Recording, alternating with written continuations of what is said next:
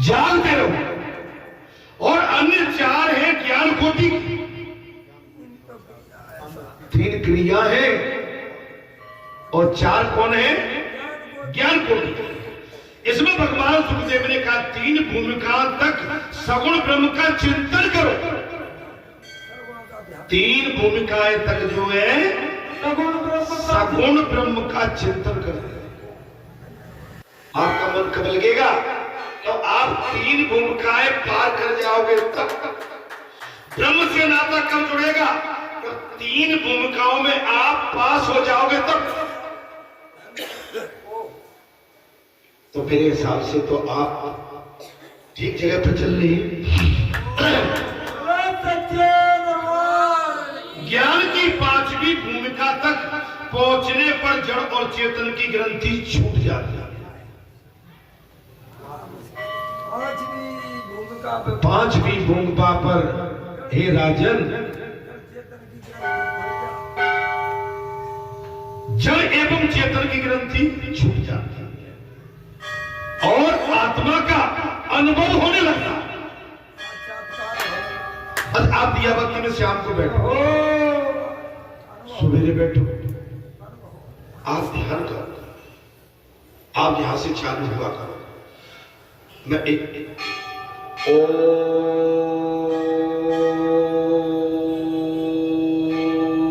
सद्गुरुदेवाय नमः। आपको मंत्र बाद में लेना है। कहां से चलोगे? सद्गुरु। सद्गुरु कौन है? शंकर भगवान है, सृष्टि के निर्माता है। ठीक है, यहां से करें, उनको उच्चारण करिए। उसके बाद में अपने गुरु के चरणों का ध्यान कीजिए और गुरु के चरणों के ध्यान के बाद में जो आपको मंत्र दिया है, मंत्र प्लस गुरु, मंत्र प्लस गुरु, माने मंत्र के साथ गुरु का भी ध्यान। मेरी बातों में ना बहुत कर रहा है। मंत्र के साथ गुरु है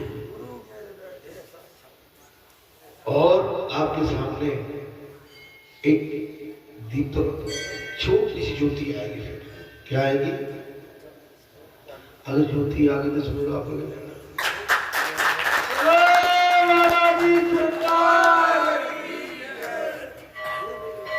और जब आप बिल्कुल एकदम लीन हो जाते हैं तो आपका शरीर स्थूल हो जाता है। क्या हो जाता है? थक जाता है।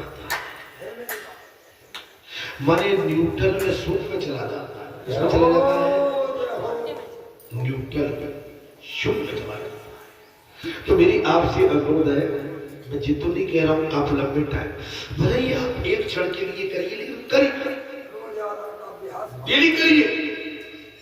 शाम को ये करने के बाद दीपक उठा के तुलसी माता पर दीपक को, कई बार मैंने आपको तुलसी माता से बात तो करिए 2 मिनट से। आप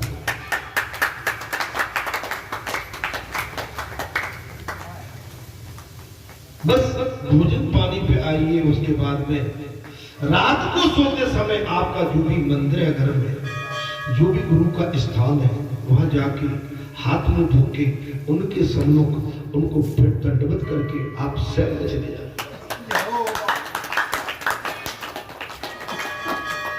आपको बढ़िया नींद आएगी, स्मूथ जीवन मिलेगा, सरल जीवन। और खेत की कल्याण की, ट्रैक्टर की, दुकान की, मकान की, जाग की, बाकी करके सोए तो करवटें बदलते रहे सारी रात। करवटें बदलते रहे सारी रात। कोई था ना आपकी कसम रात भर सोई भी नहीं।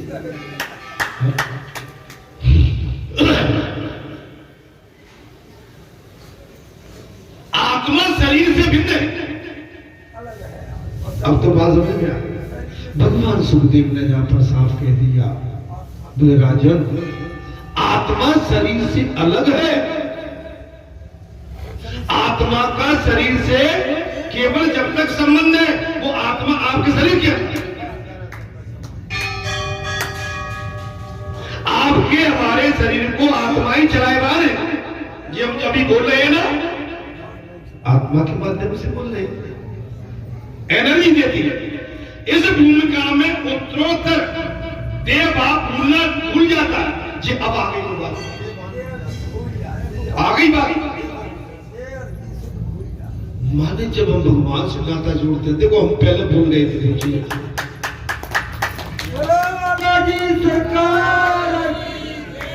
जब अपना नाता आत्मा माने परमात्मा से जोड़ लेते हैं महाराज, तो शरीर न्यूट्रल हो जाता है। जैसे डॉक्टर किसी फोड़े को चीरने के लिए या कोई ऑपरेट करने के लिए आपके लिए शून्य बॉडी को करने के लिए इंजेक्शन का उपयोग करता है, इसलिए हमें अगर परमात्मा से हमारा बंधन और संबंध हो जाए तो हमारा शरीर न्यूट्रल हो जाता है।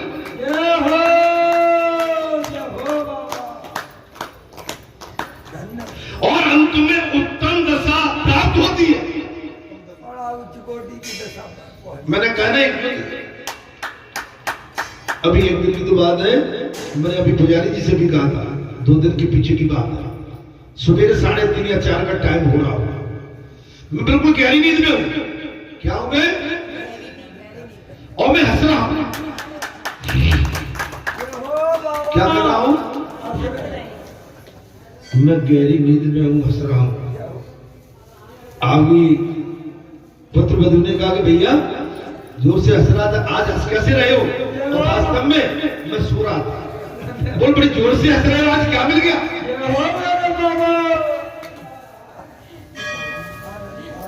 जब मैं उठा तो मैं क्या देखा, मेरी आंख खुली। अब देखिए मेरी आंख खुलती है, आंख खुली तो मैं जिस जगह सोया था और जिस कमरे में सोया था वो राम राम से था। तो पुजारी जी ने कहा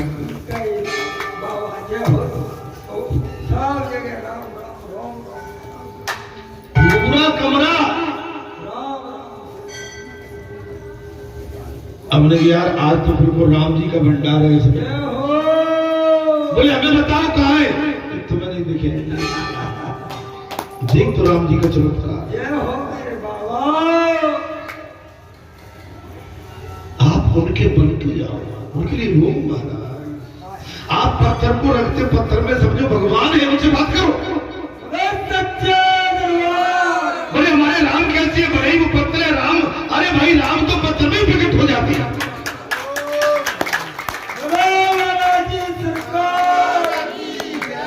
आपने बालाजी को कहा देखा? केवल पत्थर तो पिला रहा है उसमें, प्रेम से प्रकट होए भगवान।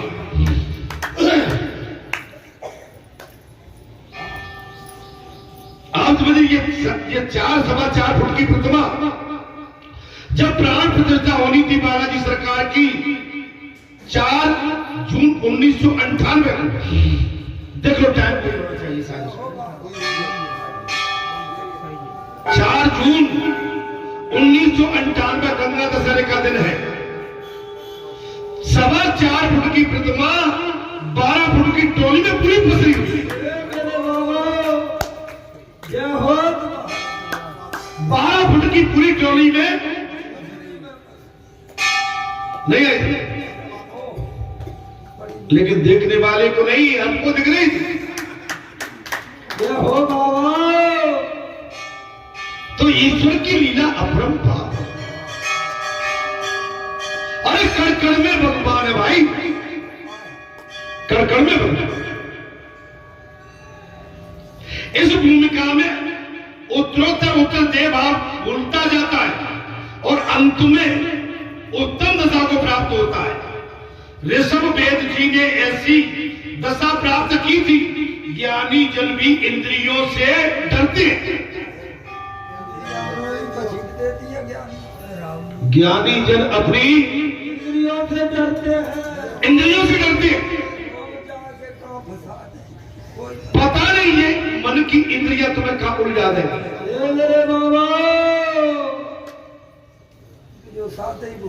वे इंद्रियां का विश्राम नहीं करते, वे इंद्रियों को विश्राम नहीं करने देते। ज्ञानी हनुमान ते परसा कर पुन पुन कीन प्रणाम राम काज कीने प्रणाम। अगर हनुमान जी रुक गए तो तो जे अलाए बलाए छछूदर मछूदर आके खेल ले।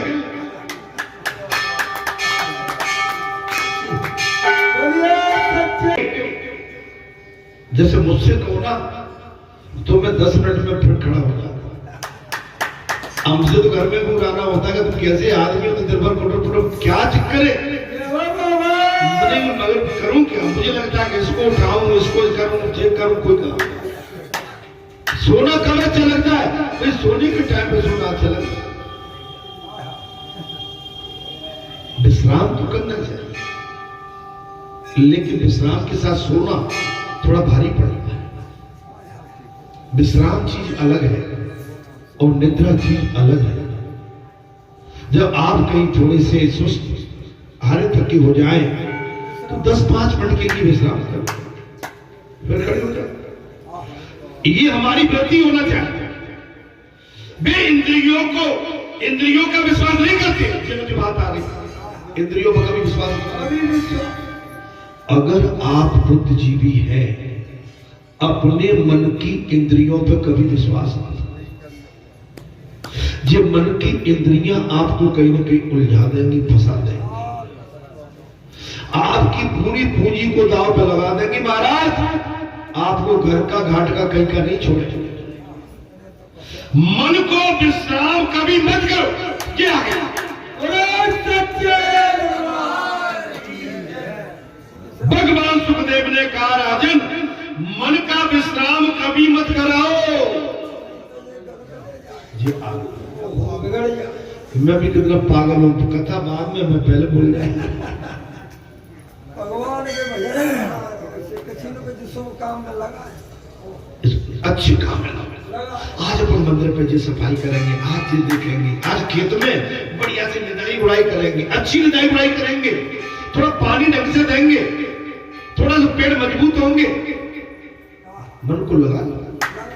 हमारी खेती भी आपकी एक साधना है, रोजी रोटी भी आपकी साधना है, लेकिन निष्ठा के साथ, भजन के साथ नहीं।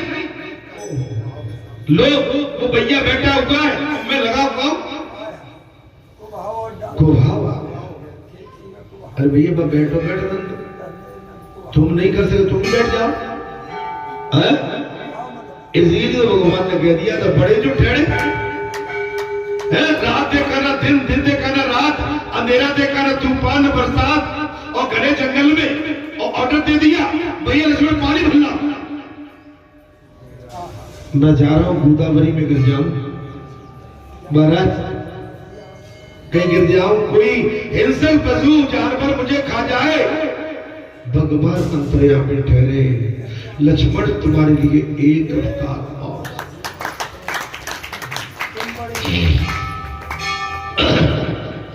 कुभाव मतलब कभी कुभाव, एक आप प्रतिज्ञा कर लो, अब कुभाव, अब केवल स्वभाव सत्य होना चाहिए। कुभाव, अरे कुभाव से तो केवल पीड़ा होती है, और सत्य के स्वभाव से आनंद की अनुभूति। क्या कहा महाराज? भगवान सुखदेव ने कहा, राजन मन को कभी विश्राम मत करने दो। बोलने की इच्छा ही न होने पर पाए, इसलिए ऋषभ वेद जी अपने मुंह में पत्थर रख लेते थे। बड़े उच्च कोटि के संत थे ऋषभ देव। महाराज बड़ी मुश्किल है। कभी कभी ये भाव हमारे मन में भी आता है कि भाई हम नहीं बोलेंगे, हे मेरे बात न घर में, गांव में, गली में, यहाँ नहीं करेंगे, लेकिन मजबूरी ये कि भाई हाँ महाराज जी बोलना पड़ता है। अब नहीं बोलेंगे तो फिर एक ही विकल्प है कि भाई गए काम से, गए काम से। मन विचार आता है, बोलना नहीं है, लेकिन अगर आप जहां आए हो और जहां बैठो मेरे दाएं बाएं, हम नहीं बोलेंगे तो आप कहेंगे आज क्या बात है, उदास क्यों बैठी है, आज गुस्सा से कैसे बैठी है, आज बाबा बोल भी नहीं रहे हैं, क्या बात है। तो महाराज वो तो दोनों तरफ से मार पड़ती है, बोलते हैं तो मार खाते हैं और नहीं बोलते तो।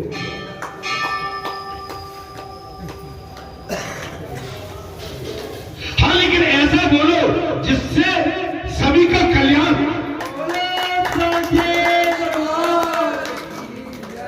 सत्य से अवगत कराओ, केवल सत्य से। यौवन में वैराग्य न हो पाए, सांसारिक विषयों के प्रति अरुचि न हो पाए तो प्रभु भक्ति प्राप्त नहीं हो सकती। यदि यौवन में वैराग्य नहीं आए तो चौथे पन में भक्ति नहीं मिलाई। अब केदारनाथ जाओ तो चढ़ना पड़ेगा मत, और गए खच्चर पे बैठ के तो वो थोड़ी है। भगवान कहते बेटा अपने पैर से चल के आओ मेरे पास। अब तो तुम संसार के भजन बन गए हो तब मेरे पास, और वो भी लदे हुए आए।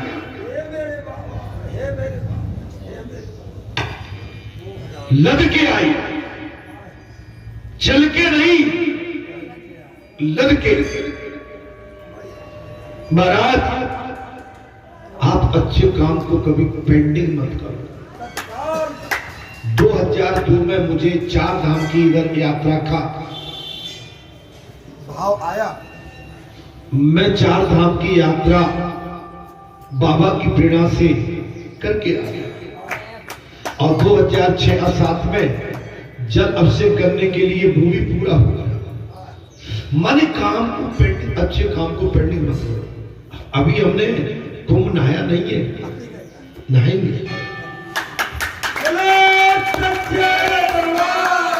2027 में उज्जैन और नासिक ये दोनों कुंभ आ रहे हैं। कब आ रहे हैं? कब आ रहे हैं? 26 बीच में। बस तो भैया संगम में कुंभ तो वहां भी हो जाएगा भाई, भीड़ भी नहीं रहेगी, और त्रिवेणी में आराम से स्नान तो कर पाऊंगा, आनंद आएगा।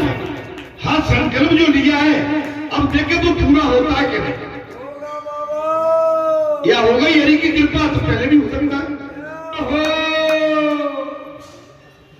विषयों के प्रति जब तक वैराग्य न जगे, विषयों के प्रति जब तक आपको वैराग्य न हो जाए। जी ना आए ना, अरे जाएंगे। हमारे उसमें है नहीं सब। अरे ऐसा हो नहीं सकता। दादी नाना होता तो भगवान की कृपा से सब कुछ था, मैं चला जाता, लेकिन यहाँ आके फिर मैं आपको मैं क्या जवाब दे पाता है ना। कोई योग आने दो, वो दिमाग में है हमारे में। अभी सामने चूंकि एकदम पर्व खड़ा हुआ है हनुमान जयंती का, और मौसम भी गर्मी का आया जाता है, तो बढ़िया से देखेंगे तो विचार करें। जब तक सब लोग अपनी खेती खलियान से भी फ्री हो जाएंगे।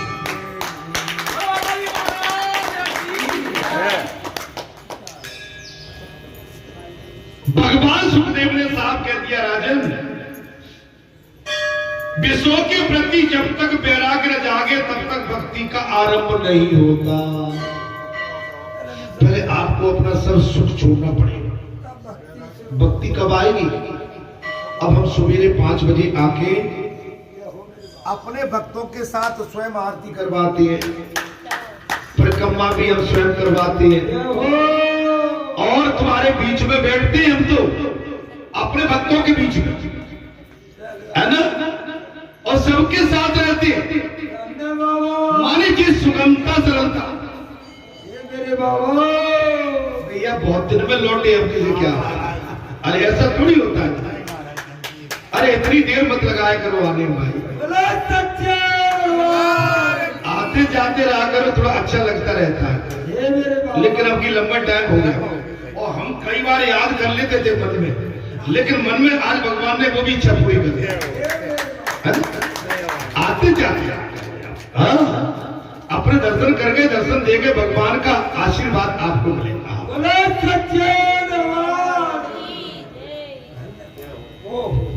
आंख को शक्ति देता है मन। आंख को शक्ति कौन देता है? और मन को बुद्धि शक्ति देता है। और मन को शक्ति किसकी चाहिए? और बुद्धि को शक्ति देती है परमात्मा। बुद्धि को शक्ति कौन देता है? परमात्मा। डरो मत, गलत काम से डरो, अच्छे काम करके कभी डरने की जरूरत नहीं है। अच्छे काम करने के बाद डरो मत, केवल भगवान का भजन बजते रहो, लेकिन अच्छे काम के बाद अहंकार नहीं आना। एक चीज और कह रहा हूं, अच्छे काम करने के बाद हमारे मन में अहंकार ना आ जाए, नहीं अहंकार भी हमारे विनाश की जड़ बन।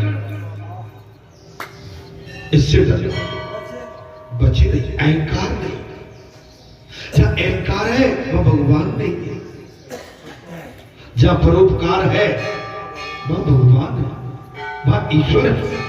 महाराज, मन को बुद्धि शक्ति देता है और बुद्धि को शक्ति परमात्मा। और आंख के साथ मन न हो तो वस्तु दिखाई नहीं दे। अगर आंख नहीं है भले ही मन है तो कुछ नहीं दिखाई दे। आंख नहीं है जो अब मन है, अब क्या दिख रहा? मन भटक रहा है मैं मंदिर में, लेकिन दिख नहीं रहा है। ये ईश्वर का सिस्टम बड़ा निराला है। ऋषभ वेद जी कर्नाटक आए, दाव अग्नि में बुद्धि पूर्वक प्रवेश किया।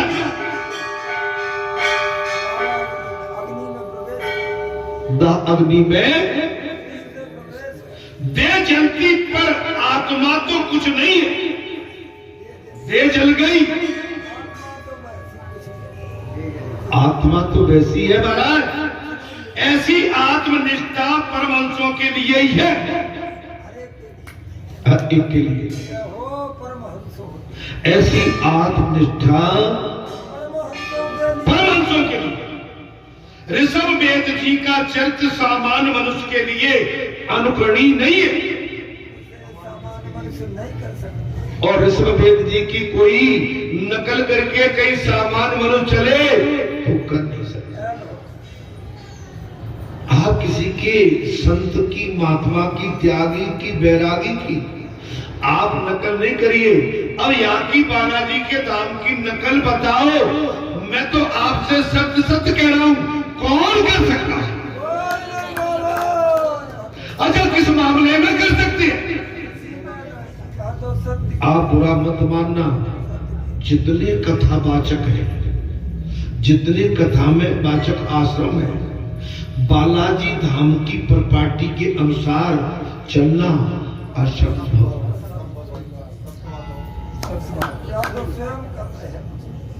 उसका कारण है यहां कई त्याग वैराग करके बैठे।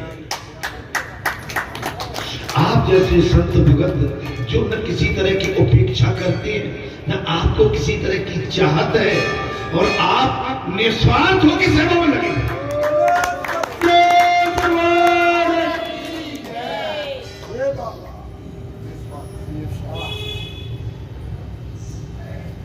आप देख लो महाराज, ये चमत्कार है। आप इसको केवल भगवान के बस जो जन कल्याण है। आप चरोतरे में से अपने लिए वस्त्र पहनने के भी अधिकारी नहीं है। आप चरोतरे में से अपनी निजी लंगोटी लगाने के लिए अधिकारी नहीं है। मेरा सोच है, हो सकता है मैं गलत हूं। आप चरोतरे में से अपनी फॉर्च्यूनर गाड़ी खरीदने के लिए, उसमें डीजल भराने के लिए नहीं है। अगर संत बनना है तो ये सब छोड़ना पड़ेगा। आप त्यागी बैरागी जब भी कहलवाओगे कि चरोतरे में से आभूषण सोने की जंजीरें, सोने के आभूषण, सोने की चूड़ी, सोने की कड़ियां और बड़ी बड़ी ये दिखावटी वस्तु ना ना प्रसन्न नहीं आ सकती।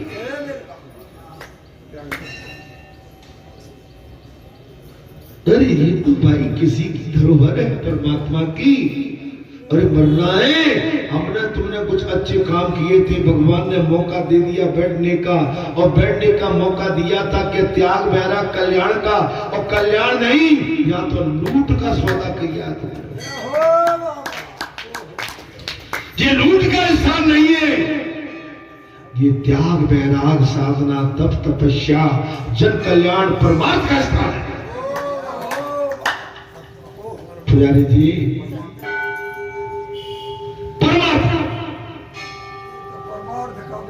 अरे भाई ऐसी भी बात आ पड़ी तो मैंने तो ये सुना है कि घास फूस की रोटी भी बना तो उनमें भी बड़ा आनंद आता, उनमें भी बड़ा आनंद आता। दूध मलाई, मक्खन मलाई, इनका आनंद संत नहीं लेते हैं। संत तो भगवान का भजन करके ईश्वर में लीन रहते हैं, तपस्या करते हैं। साधक को बहुत ज्यादा आडंबर की आवश्यकता नहीं है। साधक को तो केवल साधना से मतलब। दादी आप कहती होगी बाबा तुम तो पहले रहता है, अब मैं करूंगा। नौकरी में जो बनी थी जो मुझे लगी है मेरे गले में, अब लगी है तो इन्हें उतार के कहां फेंक दूं। और जी आज से ना पहनी, ये तो मैं 45 साल से पहनने वाला।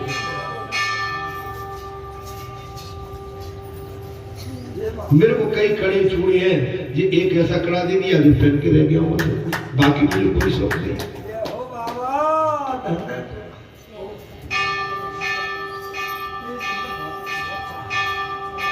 आप अपना अपना ये सब तामझाम अपने लिए नहीं है, ये जन कल्याण के लिए, जहां से उद्धार हो, ये ऐसी चीज बन जाए कि अभी ये बन रहा है, आगे विकास के लिए कोई ऐसी चीज बन जाए कि कम से कम एक कोई गरीब है, लाचार है, बेबस है, कोई बच्चा गांव का किसान का है, प्रतिभाशाली है, पढ़ने में बहुत होशियार है, लेकिन वो बालक फीस नहीं भर पा रहा है। मैं तो वहां तक की सोच के बैठा, मौका पड़ जाए उस बालक की फीस जहां से जमा होता है।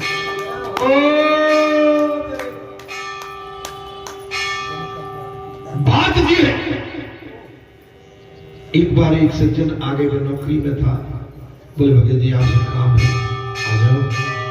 मेरे को परिचय के जानते, बोले बेटा मेरा बहुत पढ़ने वाला है, फीस नहीं भर पा रही है।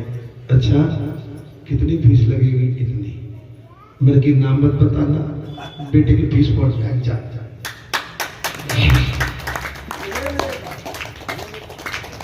मैं उसका नाम ही नहीं बता, लेकिन ऐसा ही नहीं कोई बहाना करके आ जाए फीस भरना है, नहीं। मैं आंख खोल के सुन लूंगा, समझ लूंगा कि हाँ हकीकत है। तब ईश्वर ने आपको कुछ करने के लिए भेजा है, तो कुछ करके जाओ मेरे भाई। आज आप समझ लो महाराज कि आपको इतना बड़ा सुंदर माहौल मिला है, आपके बरेटे के भाग खुल गए। आज बरेटे में दुनिया आ रही है, बरेटे के द्वार पे, पौर पे, आंगन में दुनिया की ढोक लगी हुई है। बरेटे गांव का जय जयकार करते हुए और पूछते चले जा रहे भैया बरेटा का मंदिर कहां है?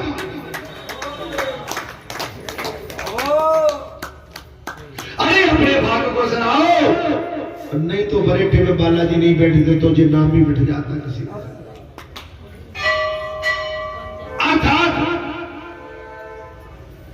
ऋषभ वेद जी का सबसे श्रेष्ठ पुत्र था भरत। ऋषभ वेद जी का सबसे सर्वश्रेष्ठ पुत्र कौन था? भरत। इसी भरत के नाम से अपने देश का नाम भारतखंड पड़ा।